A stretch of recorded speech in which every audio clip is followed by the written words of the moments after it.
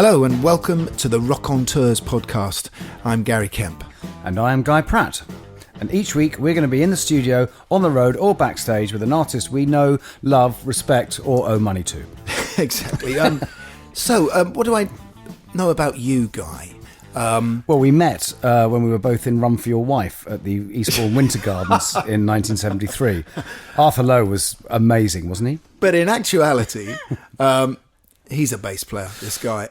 I first met you at some TV we were doing. It was in Budapest. Budapest. Who were you playing for? I was playing for Ice House. You, of course, were Spandau Ballet at the time. All five of them. All five of them, yeah. And and it was Mad Night ensued. And then we kind of knew we were, on the similar sort of circuit. But then I suppose we kind of got close when I was asked to come and help you put together your solo album. Oh, that's right. Yeah. About 95. Yeah.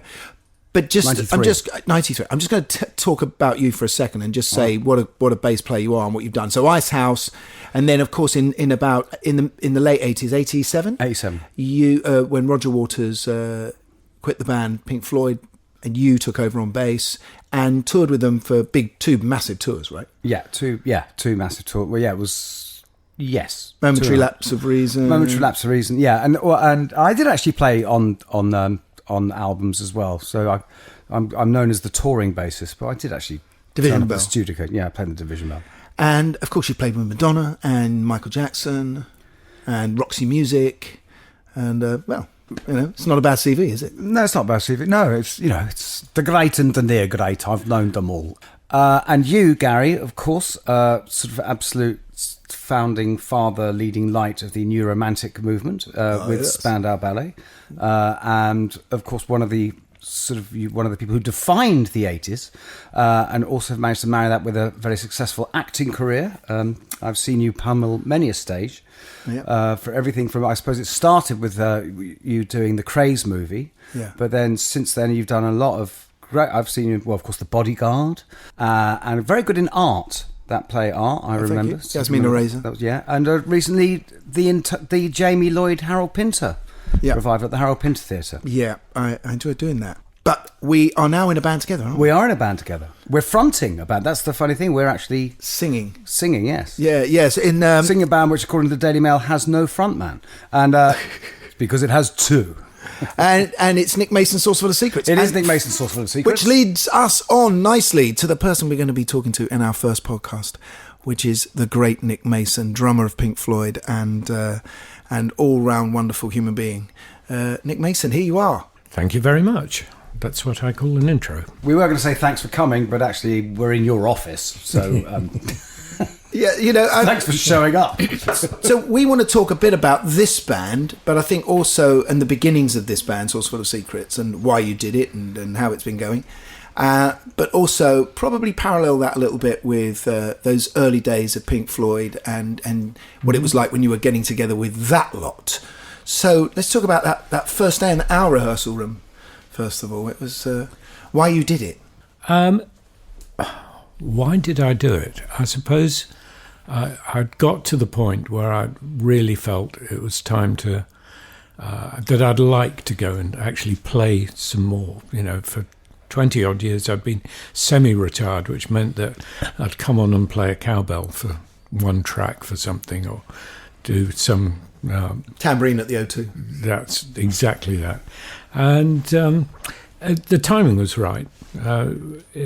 The idea, I think we'll all agree, was Lee Harris, who suggested that this would be a good idea, and he quite rightly worked out that if he'd come direct to me, I'd have probably thought, who's this madman? But he went to Guy and suggested it, and then Guy said, you really ought to have a look at this. And I thought, well, if Guy's interested, then maybe it would work. And the concept was the early years. Yeah, I think I sort of could visualise it working. And, so it became a case of that we had three. What I can't remember is quite how you heard about it or joined. Or how I got involved, or why on earth you asked me. How did that happen? I don't think we did ask because I was late to that meeting. I mean, To be honest, when Lee came to me, I thought, yeah, that sounds like a good idea. I never, in a million years, this wasn't going to happen. It was never going to happen. And basically, because Lee was so insistent, and Lee is such a lovely, enthusiastic chap, and I adore him. And he plays guitar in the band. He now plays guitar in the band. Yeah, for how long remains to be seen. But and I just thought, well, it was kind of partly, and I knew he was going mad in a field in the middle of France. I'm sorry, he lives in France. He wasn't going mad in a field in the middle, and was desperate. And it was also, because he'd been to see me playing with David Gilmour, because we'd been through on tour twice in a year, and I said, well, I'll put it. I said, write it up and I'll put it to Nick. But it never actually occurred to me that it was that you agreed to have the meeting was like, oh, all right then. I thought, and then it was just like, well, of course Nick's having the meeting. He's really nice. But you must have been still pretty. I mean, obviously I got involved then, and then Don Beacon got involved on keyboards. That all came out of the first meeting, but yeah. I can't remember how. No, I was obviously thrilled at the idea of Gary, but I think it was my idea. I mean, the interesting thing is that this is really old school, that you put a band together with like-minded people. There were no auditions. And that's quite, when you look back on the sort of the great history of bands and so on, people didn't do auditions. You just put a band together by someone had a guitar and someone else was going to do this or that. People you knew. And it was, in that respect, this was exactly like that. There was never a choice. Yeah. And in fact, it was worked there was out. Never a choice. That's great. Thanks. Yeah. You were the only bass player. The only one we knew. Fine. I mean, I think the thing is as the drummer, for you to go out and do the entire Pink Floyd catalogue, which, as far as Roger and David are concerned, that means about 10 session players on stage, doing Comfortably Numb, doing all those Purple tunes and guitar solos. I think this, to you, excited you, I hope, because it wasn't about a bunch of session players and trying to go through that catalogue again when there are so many tribute acts out there. It was about trying to put something together that was much more organic and our own, if you like. Yeah, and I think also that sense that we could, I use the term, mess about a bit with the music, that we're not actually under the gun to do the most perfect rendition of Comfortably Numb. It usually is. I don't think you have to do it with 10 session players on stage, but you sort of get drawn into that type of production. Once you're doing a certain scale, you always think you need some backing singers and a brass player. Oh, yeah, I mean, because this is the first time it feels like I'm in a band with you, whereas, I mean, everything we've done before, you and I were a quantifiable part, of a jigsaw, of a huge thing, where you had lights and sound and all sorts of stuff, which was just as important. We were literally just a component of that. It wasn't being in a band, really, if you know what I mean. Yeah, it was brilliant. It was fantastic. With those kind of contributions that you can make in rehearsals and exactly, changes on stage. The fact that it's a ship that can actually be steered, can actually move. Yeah, that first day in rehearsals. Obviously, there's only 5 of us. We knew we were going to look at Sid stuff. How nervous were you, Nick? Not really. Were you concerned? No. Funnily enough, I wasn't. Were you surprised then? Yeah, I think I was surprised. I thought, oh yeah, this sort of works. But no, there was it was quite an easy slide into it. Because to paint a picture, it was a tiny little rehearsal room we decided to go for. You said, I just rent the kit in the studio, which was a small bass drum, a tom and a snare, something really simple. We all brought in our small rigs, if you like, no road crew. Yeah, that was short-lived, wasn't it? Yeah, that was. and I was nervous, singing Sid's Purple, these amazing tunes, Arnold Lane or Emily Play. I can't remember what we did early on, but, I was very nervous at what you might think of how we were approaching the tunes together. Well, you have to remember that when we did these things originally, we weren't very good. I mean, it's not as that... It's really curious to look back. This thing about the 10,000 hours of experience. Oh, yeah. Get good at something. When we recorded Arnold Lane, we'd done about 50 hours. And we laughed. Most of that was stoned.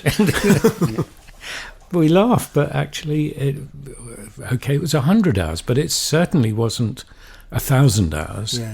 And so... it was really taking something that had been done.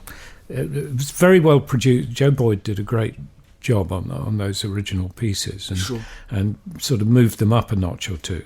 But it wasn't as though we were trying to do something by, I don't know, Toto or... You didn't have your Hamburg or Berlin. Something difficult.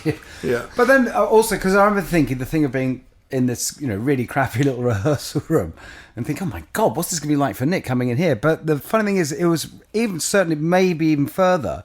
But I know up to even Wish You Were Here was written in a crappy rehearsal room, right? You were still working like that. And for a long time. I'm a great believer in that sort of small scale kick-off. Because apart from anything else, you can spend far too long sort of working out. If I'd brought the big kit down, you spend the whole day more or less fiddling around with setting up each tom-tom or whatever. All you really want to know is whether you like working together and whether the thing actually sounds like it. Of course, it can be rehearsed further, but you immediately get some sense of whether it works or not. You weren't nervous about telling Roger or David. Did you tell them? Did you feel that you needed to get their blessing on this? I didn't feel I had to tell them that, but I was thinking of going to a small rehearsal room. Right. I thought once we were touring or once we were playing, it was good manners, but it's not as though they ring me up and say, "Hi, Nick, I'm heading off on another world tour." Sure. It's always been understood that everyone should just be allowed to get on with whatever they want to do. But then after a while, we ended up with the Friends and Family, didn't we? Which was our first sort of reveal. That's right, yeah. Yeah. Invited a load of mates down and some people we knew and decided like a baby shower. A baby shower. We were pregnant with old songs, weren't we? And how many did we have at that point? Because because the first thing we did was Interstellar Overdrive, wasn't it? Was it? I think it was. Wow. And what makes me laugh is once we'd done the kind of 4, 6, whatever, however many times around the riff, and then it goes into the sort of improvised bit. What did we do? Yeah, because the weird thing about it on the record is it's completely atonal. I think what we did is we listened to a lot of versions, didn't we? We listened to a live versions, various live versions from back in the 60s, and we were really fascinated by this atonal breakdown. I mean, how wild was that back in the 60s to do that sort of stuff? Who were you copying? We did have the guide, jazz, wasn't it? It was. I don't know if it was you, but someone said one of my. It was a great comment about that was how, because it's the same format as a jazz song where you do like sort of 16 bars or something, and then everyone solos, and then you do 16 bars riff, and then you're out. But this is everyone soloing in a different key. I think it was you who said no. I know, but it was whereas the jazz musicians used to do that because it was a great way to express what fantastic musicians they were. Whereas with the early Pink Floyd, it was just showing quite the opposite. Yeah. But where did you get it all that kind of atonal stuff, and how did? I think that must have been Sid, actually. Sid. Who originally did the sort of breakdown of the concept. Because you're right, in a way, looking back to 1967, apart from a few really curious sort of singles, everyone was still working on this 2.5, 3 minute piece length for any song in order to get radio play. So this sudden change into something completely different, which probably came from, was probably directed by being in playing places like UFO and those sort of underground where clubs or venues where UFO people was a club expected Club something different. on Tottenham Road, wasn't it? Back in the 1960s, run by Joe Boyd. And John Hopkins. So it was interesting for us to do that as a first number, wasn't it? Because it gave us the freedom in that middle section, the whole breakdown of weird stuff, of exploring what we could do and not feeling tied to the original records, and coming up with our own stuff with echo units and delays and I think that was actually kind of set us free right from the get-go, wasn't it? The funny thing is, of course, now it's become much more I mean, I think we basically have a middle section that's based on sort of 3 bits of 3 different live versions, and you have a bit of a structure because you have to, but it's also now a springboard for musical gags about either someone who's in the audience or the town that we're in. I think something to look out for, trivia fans, if you're at a gig. I think the most precious thing really was doing Sid, really, and singing his songs. That was there's such a following out there for Sid, and myth and legend that's built around him. And I almost can't believe you actually sat in the room with him. You know, it's almost like he didn't exist. I mean, the first time I ever heard a Sid song was, I'd say, it was David Bowie doing See Emily Play. You know, that was my version, you know, and in a way Bowie was a kind of my way into singing Sid, you know, because he was so influenced by him. Just tell us a bit about him. What was he like? And when Well, of all the band, I think I probably knew Sid the least, because Roger in particular had known Sid in Cambridge and had more or less grown up with him. And the same with David. Was he scary? No, absolutely not. He was absolutely delightful. The problem was that over a period of a year, he became less and less in charge of himself, I suppose. I mean, there is still no clear understanding of what went wrong or what happened. And I think there are 2 or 3 things that may be combined. Almost certainly there was an LSD problem, in which he had bad trips, and instead of thinking this isn't working for me, he carried on trying for a breakthrough. Well, David said that he was spiked a lot. Well, he might have been, you know, because there was a whole people wanted, because there was disciples. There was a whole but there was a whole thing of madness. The whole R.D. Lang thing at the time, the whole ethos of madness was very fashionable, and people kind of liked the idea of sending Sid a bit mad. And it's like, you know, we're talking about kids. Everyone was kids, right? And just not knowing what they were playing with. Well, that's highly possible, and there's now belief that there was a particular version of LSD called STP, which was 10 times stronger than a regular dose. This is a new one that the info was sent to me by Jenny Spires, I think, who was an ex-girlfriend of Sid's. Yeah, was within the last 2 years. So that's another element to the story. But the other thing is, which was the Ronnie Lang thing. Roger went to see him to talk about Sid, and apparently he was a psychotherapist, right? Yeah, we went to see R.D. Lang. Yeah. Oh wow. And talked to him about Sid, and apparently Ronnie Lang said to Roger, well, you know, maybe he's not the mad one, maybe you are, meaning that actually Sid had maybe worked out that he really didn't want to be in a band and go on the road. He wanted to be a painter, which is what he'd originally come to London to do. And we, of course, thought that anyone who didn't want to be in a band was clearly insane. Well, I remember you saying that because, of course, the whole concept of being a rock star had literally only just been invented, right? Only, you know, it's the Beatles. It was like sort of only been around for 3 or 4 years. So, I mean, you're absolutely right. The idea that anyone would not want that was inconceivable. Yeah. No, yes. Yeah. How do you tell anyone? Actually, no, thanks. Would you like to win the pools? No, thank you. Yeah. But I suppose, in a way, was it encouraged because his lyrics were so out there, and the thought that maybe he writes best on acid? No, certainly. Well, I don't think from the band's point of view, because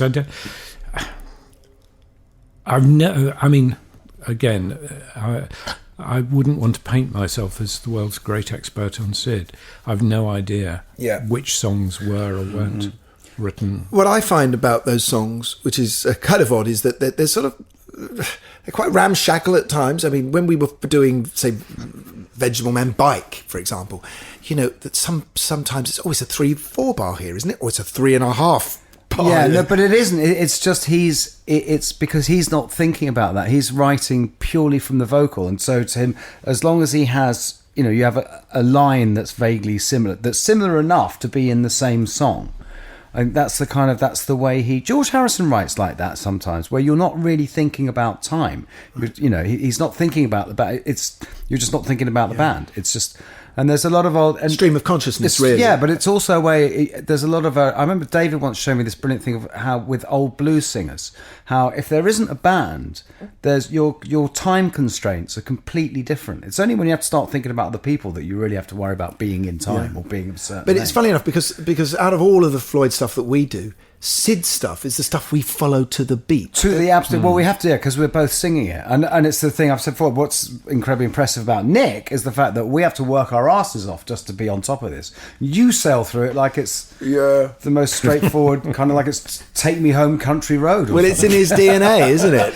It probably says early, Syd Barrett. But if you cut you open in a way, is that's part of how you started off as a musician, listening to him. I guess so. I mean, it's one of those curious things that you don't really think about. And there is this mixture when we're on stage, between, let's say, Arnold Lane, which is very specifically, as you say, played to the record and follows the process completely. Yeah. So we did our first gig, didn't we, at Dingwalls, and that was a bit of a reveal as well, and that was quite terrifying. Did we? Was that the first one? I thought we did a rather. Did we? No, we didn't. I thought we did the Half Moon in Putney. No. Then we went to Dingwalls. Then we Dingwalls went was back the first. to Putney. Dingwalls was the first. I don't know how you mean. Wait. No, Dingwalls was the first. Dingwalls was the first. Then we did. Then we did four. But yes, you have been there. I just wanted to add one thing before we go to that. Is because the Floyd thing was based out of these two social groups, one from the Poly and then one from Cambridge. So did you go to Cambridge much? Did you have to? Was there a sort of real cross-pollination there? Did you have to hang out in Cambridge? A little bit, but not that much. But I used to go to Cambridge with Roger. We'd drive up in his mother's car and go and stay at his place. And there was a Cambridge scene, wasn't there? And yeah, but it was a sort of slightly odd scene in a way because it was completely divorced from the colleges. This was kids who were locals. Right. And in fact, they'd all been to school in Cambridge. But interestingly, what were the other bands? There was other bands from Cambridge at the time. Was it Soft Machine? Was there? Well, no. I don't think they were Cambridge. Who were the other Cambridge? No, Soft Machine were from Canterbury. Although there was a bleed. I remember Richard Ayres was at Cambridge and he got to know Storm and everyone quite. So there was a little bit of a bleed there. But I think Richard said was perceived very much as straight.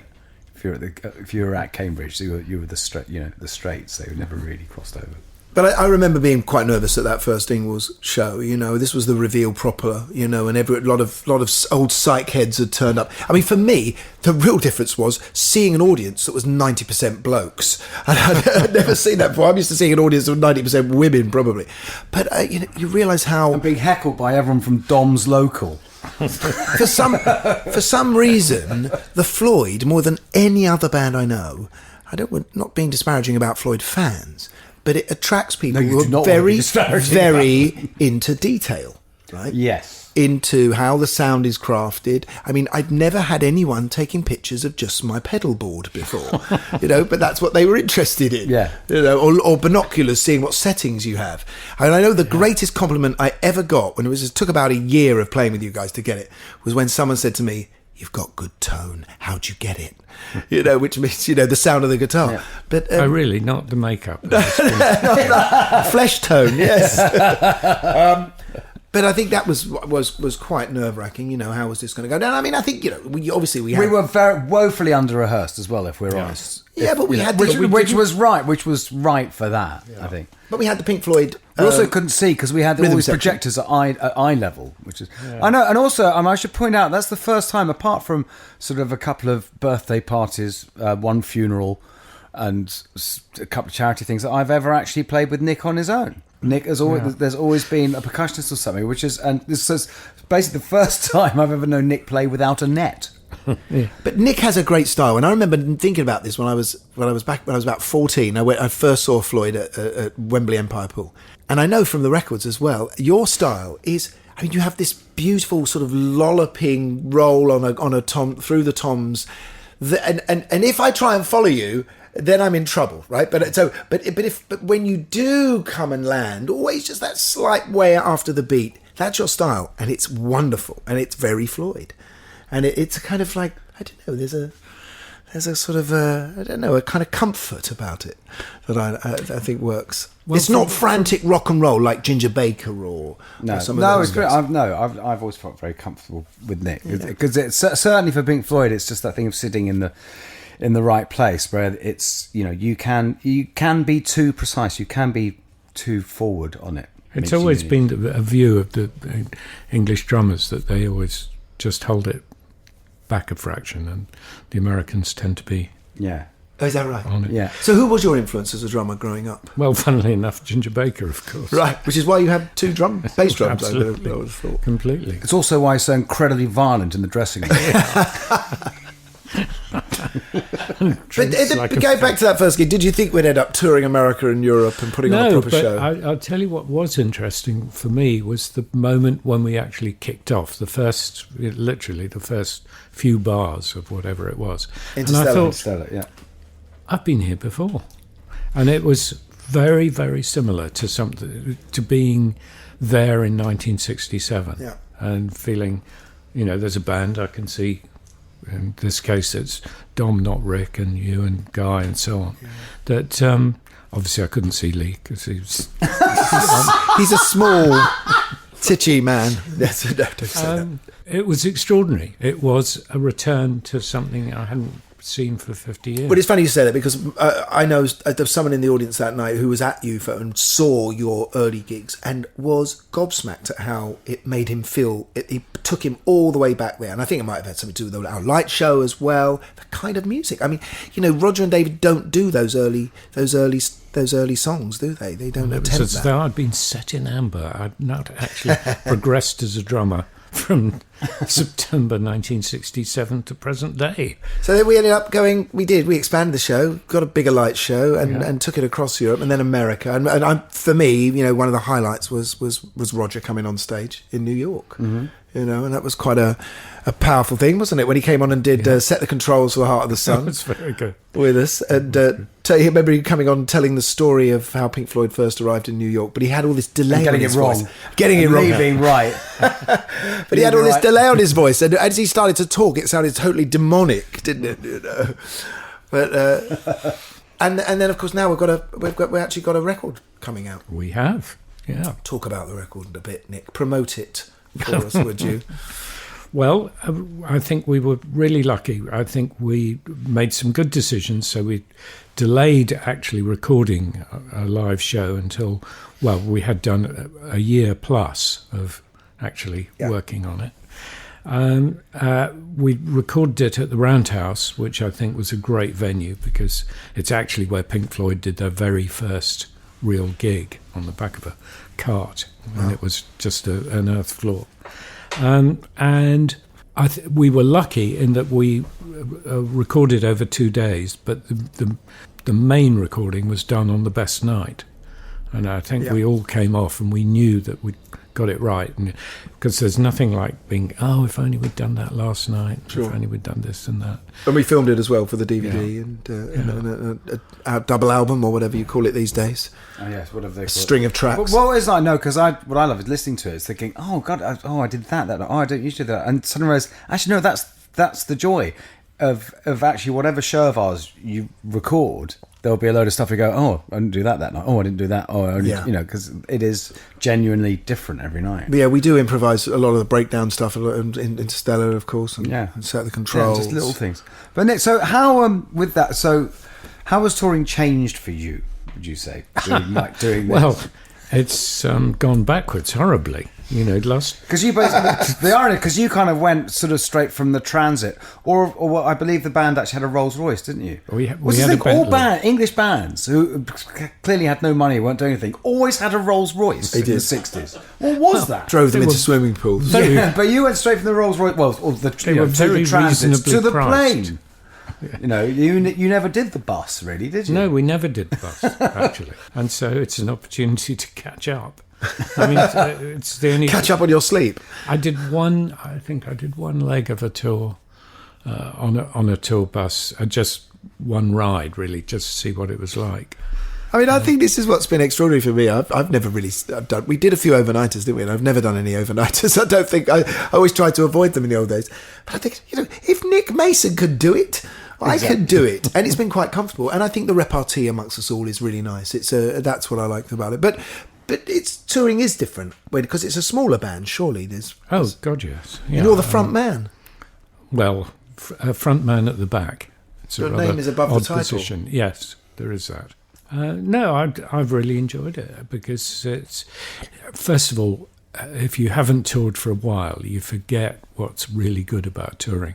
What's good about touring is lack of responsibility. Yeah. When you're grown up and you've got children and all the rest of it, home life revolves around doing quite a lot. Yes. And actually suddenly you're back to about 8 years old. There's someone to carry everything for you, or carry you if you're feeling weak. Well, you're Well, I right. should point out, though, actually, how, like on the first European tour we didn't even have a tour manager. That's true. I mean, we were really relying on the fact that we were hopefully grown-ups by now and get ourselves in and out of hotels. But we did have a security man. Well, security, yes. Yes, which Nick needed, quite obviously. The thing is, and you can understand why some people in rock music, I mean, who am I thinking of? Bob Dylan, for example, do not stop touring because you become slightly institutionalized. Completely institutionalized. I mean, and now, given the age of rock and roll, it's kind of the new old people's home, really, isn't it?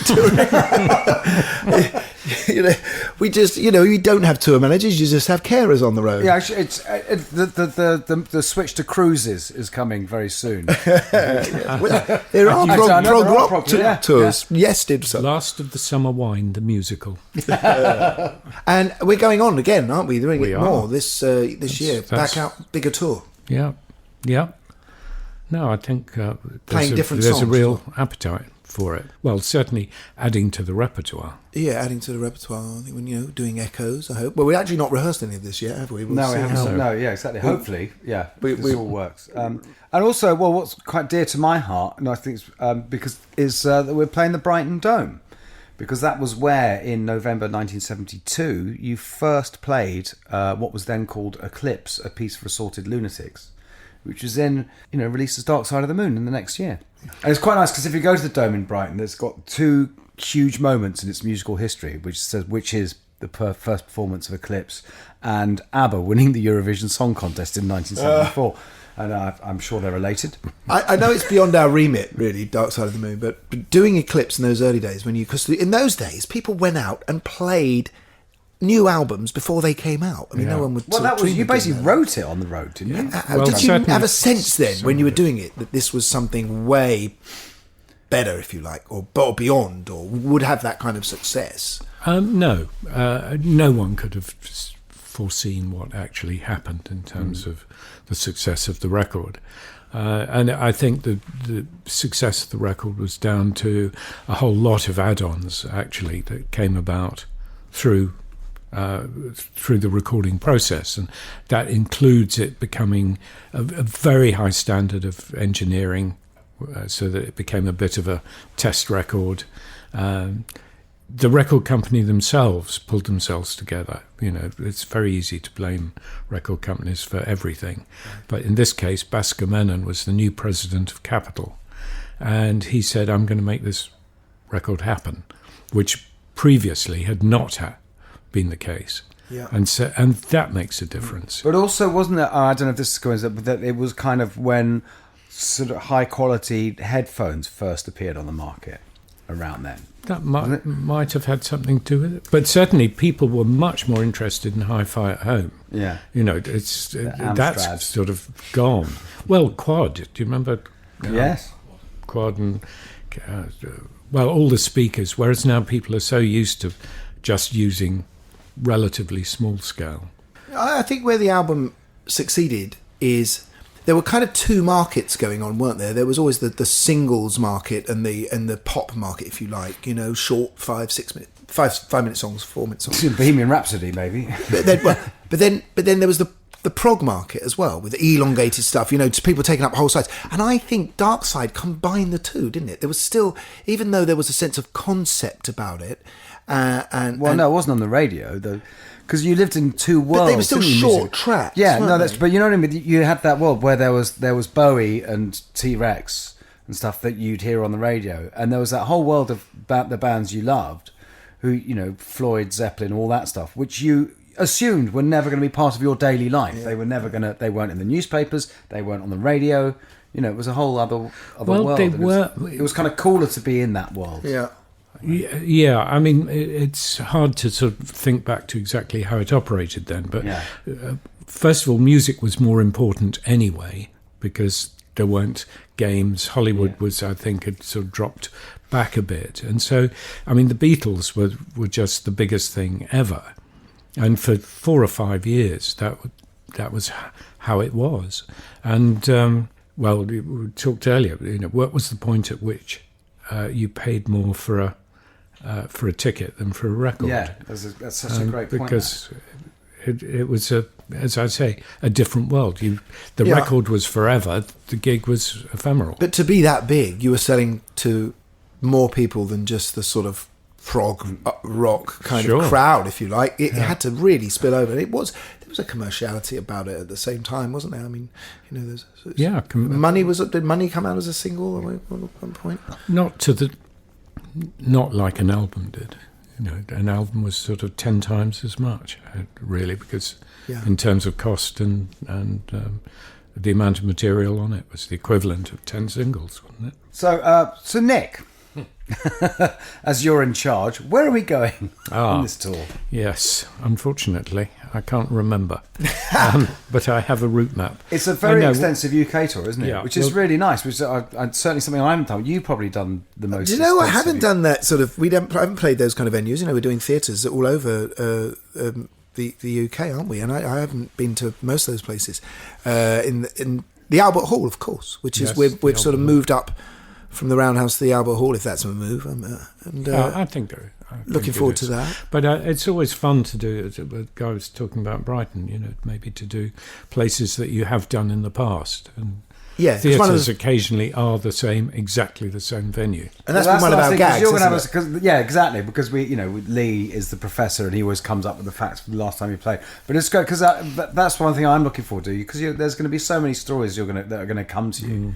When we get to Norwich doing the prog. That's a funny thing, actually. I'd like to say, what is fascinating is having spent all these years with Pink Floyd, which is just this world of the mega artiste, and how. But there's no real mention of prog, where you're above and beyond anything. And the great thing with this, because of the sort of tidy size of this, how we've been sort of drawn into this fabulously resurgent world of prog, like going to the prog awards. You sort of bumping into Steve Hillage for the first time in 30 years, wonderful. Stuff like that. Yeah. I mean, that's a really nice reconnection. Yeah. No, and seeing King Crimson and actually, having some sort of sense of who else is out there and what they're doing. I mean, we got a bit of a tip of the hat from them, I must say. Which is kind of because it is quite funny having come from Floyd, where you bow to no man. Now we're kind of sort of King Crimson are the gods of the world we're in. I mean, what's extraordinary is it just keeps going, isn't it? I remember growing up, and everyone was shocked that Mick Jagger was 30 and surely he couldn't continue. And then those years just keep going, and they just keep everyone. We're all continuing, and hopefully we will do. But I think my theory is that if you're a sort of a 74-year-old actor, you go on stage and play a 74-year-old character. If you're a 74-year-old rock pop star, you go on stage and play a 24-year-old, and it feels like that, doesn't it? Yeah, they're so jealous because basically we're still doing Hamlet. Exactly. Listen, thank you, Nick. We for being our guinea pig, and look forward to seeing you back in rehearsal studios. Indeed, and look forward to maybe talking to you again when we're out on the road. Absolutely.